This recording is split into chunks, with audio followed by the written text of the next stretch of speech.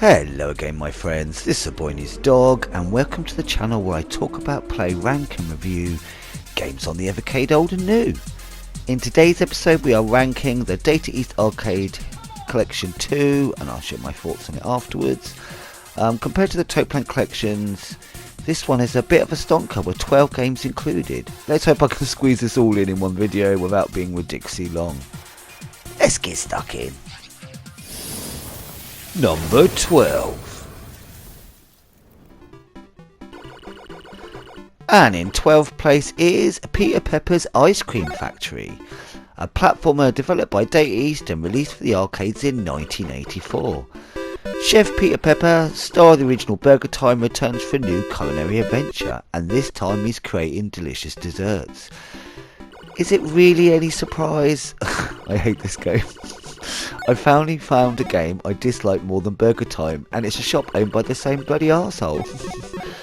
Yeah, it's sort of similar, but even more annoying. I just do not like this type of game, obviously. Anyway, I do not want to dwell on it. So moving on, and I bet you're thinking 11th place is going to be Super Burger Time, isn't it? Well,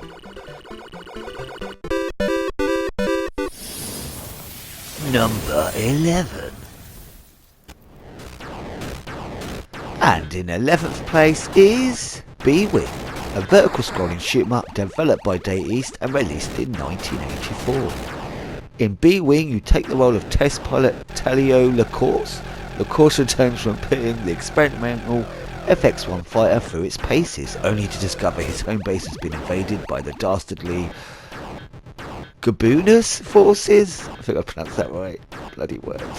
This game has some cool features. Add a new weapon system by linking up with wings found en route. If they get damaged it will become harder to fly, but they can be jettisoned. You can also jettison your wings to allow the ability to fly low to avoid being overwhelmed, but beware, enemies normally fly up the screen beneath you before coming around to attack, so if you've moved down there, something may come up the rear. Equally, it's only for a second, so cannot be relied upon for prolonged sequences. Generally I found the ship to be too slow and cumbersome. The gaps between shots is large, meaning you have to really time each shot, and sometimes a lot is flying at you with a limited area to avoid. I'd say learn the patterns, but it's a bit random in that department, so you have to twig which version it's going for before it all hits. There is a lot to like, and with a huge amount of patience it can be learned and you can get better, but some instances just can't be helped. And going back to the very start when you completed a whole section is damn infuriating. But some games are built to be hard. You just need the motivation to push through, learn and win any scenario. Unfortunately, finding that motivation was hard with 10 other games to choose from. They're all much less aggravating. It's going to be a while before I return. I can't lie.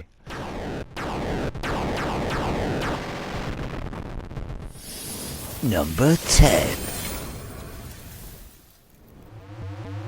And in 10th place we have SRD Super Real Darwin, a vertical scrolling shoot 'em up developed by Data East and released in 1987.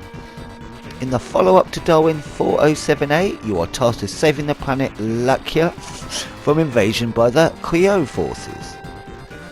For a minute I was hoping that maybe they calmed down the difficulty, but no. This is as much of a bitch as the previous entry, but it continues to have awesome evolution on your craft. In fact, this game takes that much further. Your ship feels like it's constantly changing, great little linking animations between the different forms. And depending on how many E's you pick up, black tokens and eggs from boss enemies, greatly changes how this will go about, which does give the game somewhat of a pull to keep trying to push on. But again, just like the previous entry in the Darwin series, the difficulty is such. There were other more fun entries. I found I had less willpower to keep trying over and over, but it's definitely worthy a fair few bashes. The whole idea is fascinating, if nothing else.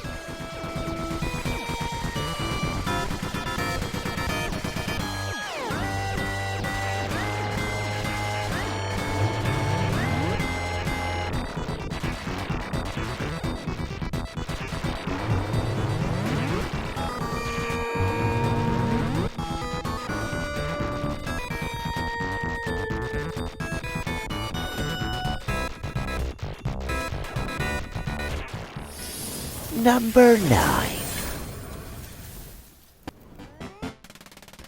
And in 9th place is Super Burger Time, developed by Data East and released for the arcades in 1990.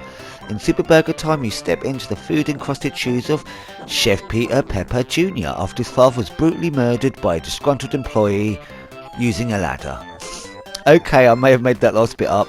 I assume he's probably selling his shady ice cream, even though he's been kicking the scoops about all day and throwing them off ledges. Hygiene simply is not a concept the Pepper family understand. Okay, this is weird.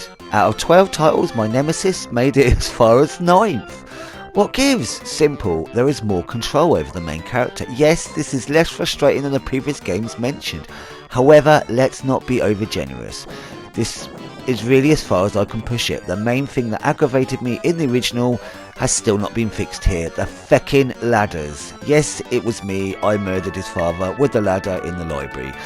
Okay, I made that last bit up. Except in my dreams. My Mila, why can't they fix the freaking ladders? There's got to be a way to work on them, I don't know. On top of that, the game simply throws too many enemies your way a lot of the time. But yeah, this isn't my least favourite on a cart for once. So that's a surprise, isn't it? But please, can Peter Pepper and his family just retire now, or a contract killer will be called Death to the Peppers.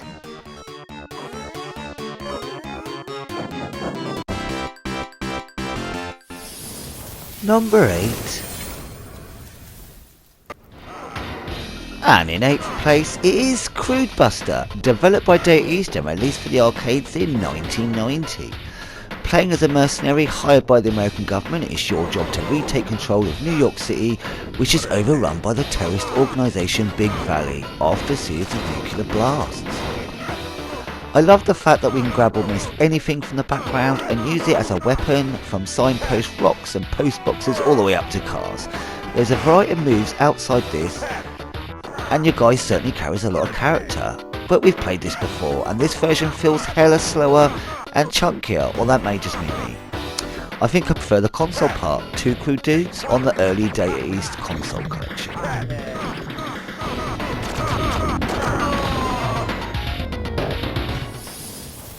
Number 7. And in 7th place is Last Mission, a multi-directional shoot-'em-up developed by Data East and released for the arcades in 1986. Fight to reclaim your honour and the right to return to your home planet. Takes a time to get a hang of the moving and shooting, especially in console, it must be said, but you do get there, and then you're whizzing about shooting the shit like no one's business. So just persevere. Beyond controls, which again I became perfectly comfortable with after some time, I found this game to be quite addictive. As you kill enemies, you fill up a row of stars lining the bottom of the screen. Shoot the hell out of everything using the bottom right scanner to point you to installations to fill up all the stars and gain bonus weapons. And then a boss comes along and hands your ass to you on a plate. I found this tricky but fun, but some may be put off by the controls and the difficulty.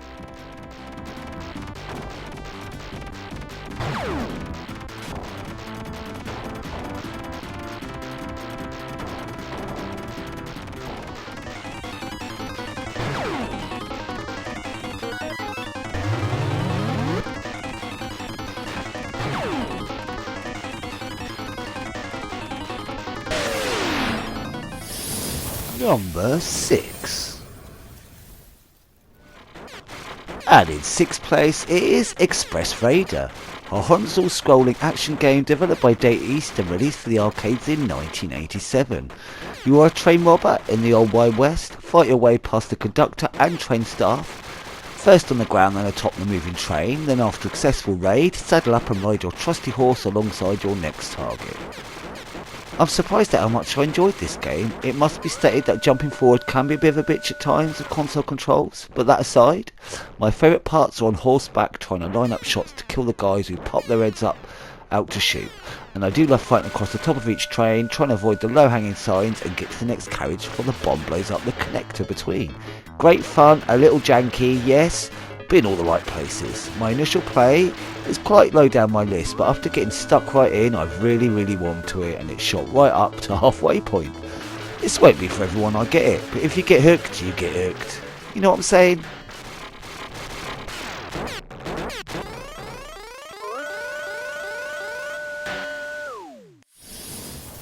Number 5.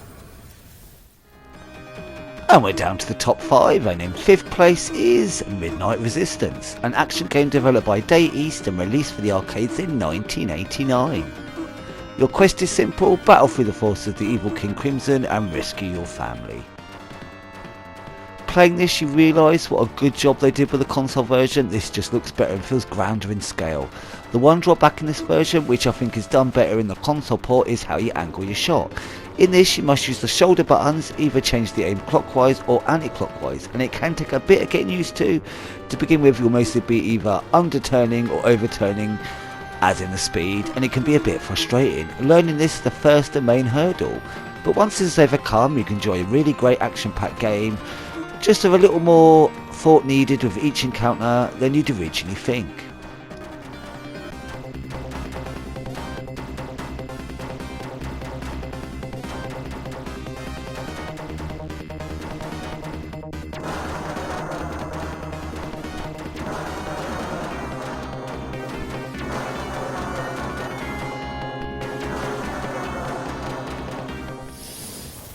Number 4. And in 4th place is Trio the Punch Never Forget Me. Developed by Data East and released for the arcades in 1990. This game is nuts. There are 36 screens to get past, each with their own rules. You have to either kill a certain amount of enemies to collect hearts to make the boss appear, or they may just appear straight away anyway. Some stages will be simple, some much more complex, and some just weird as all hell. Like the curse stage, that gets you turned into a sheep.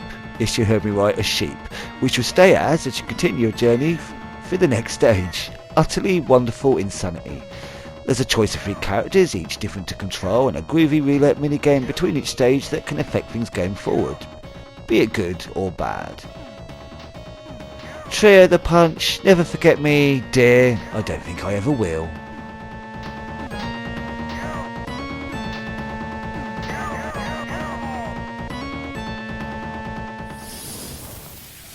Number 3. And we're down to the top 3 now, and in 3rd place is Shootout, a third-person shooter developed by Data East and released for the arcades in 1985.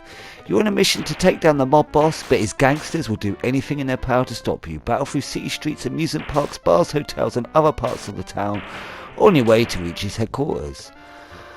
I love it, I love it, I love it. There's a great training room to practice, which you'd think you wouldn't need to, but you would. The controls take a hot minute, but once you learn you'll be fine. Pressing left or right while shooting will actually shoot diagonally up the screen in the direction you chose. To actually shoot left or right, you have to shoot diagonally down in that direction. An odd choice, but once you get your muscle memory, it really won't be an issue. Tricky at times, but a fun shooting gallery with a bit more personality. I don't know why it's as high as 3, it just is, and I love it. Alright?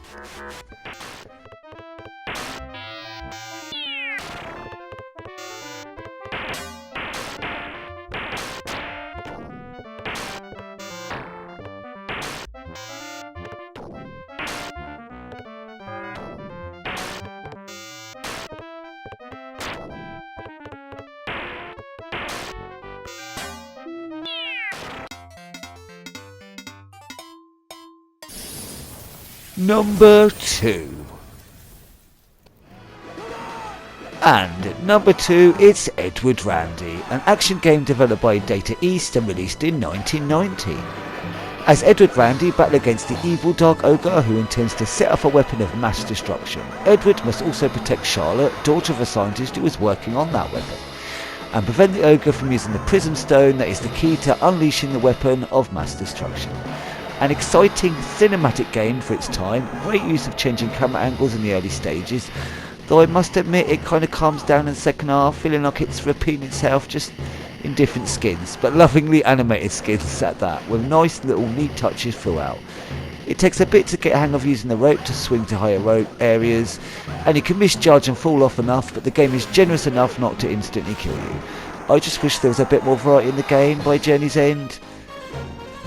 Considering its cinematic styling, I still love it either way. I did originally think this would be my number 1, but something bright and shinier and immensely more fun stole my heart.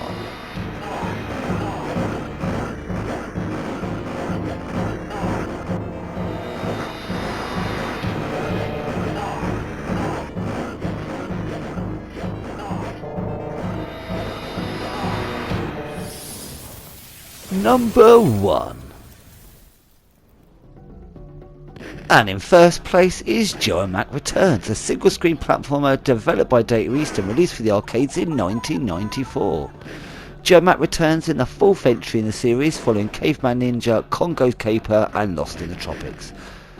Okay, so I'm surprised this has reached number 1. Well, I say that, but I'm kinda not. Initially I was, oh damn, I really like the platforming of the previous title we got, but damn it, this is a really good Parasol Star style game. And more importantly, it's probably one of the easiest to pick up and play. It helps, the graphics are lovely and music and sound is damn fine too. Everything works like you feel it should for these types of games, and it controls beautifully. This may end up being one of my favourites of this type. Not being Parasol Stars, of course, that would be some kind of sacrilege, even to think about. Nothing will ever beat that, the holy grail of its kind. But this game is just so good.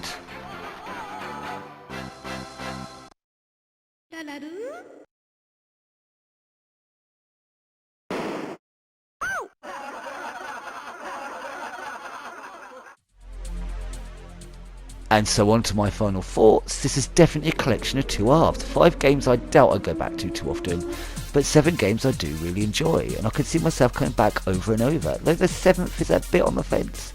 Hopefully, please, this is our last go around with any sort of time connected to burgers or indeed ice cream. I was very surprised at how much I got into both Express Raider and Shootout. Edward Horney is still an awesome title, but maybe slightly not as amazing as I first thought it was. JoMa Returns is a total revelation at how good they pin down this type of game. So much fun! Overall, there is of course much more variety here than the mostly shoot-em-ups of the other 2 arcade carts, and with basically double the amount of games in the other 2 carts, even if there's a couple of games on here you don't like, there should still be enough to make it worthy purchase. For arcade fans, I think this will probably be enough, as we've been so long without any arcade collections. For fans more aimed towards console or home computer collections, I don't think there's anything huge here you're missing if you bypass. And for those that love all things, well, you're going to get it anyway, aren't you? You probably already have. The only carts left to talk about are the duo cart, including Life on Mars and Metal Dragon, and going slightly back, the Legacy of Kain and 2 Raider collections, of course, which I've done a separate review of Blood Omen already. But don't really have enough games to do ranking videos for them. So not sure how I'm playing with that. But I will of course talk about them in my end of year video, which I must finish up editing on, because we are literally out of days now. And if you made it here to the end of the episode, thanks ever so much for joining me. Leave a thumbs up or comment if you'd like, but even if not, I'm just chuffed you poked your head in for a goosey gander. I hope the month has been good to you, my friends, and you'll get a break for some festive fun and relaxation. And until next time, be seeing you.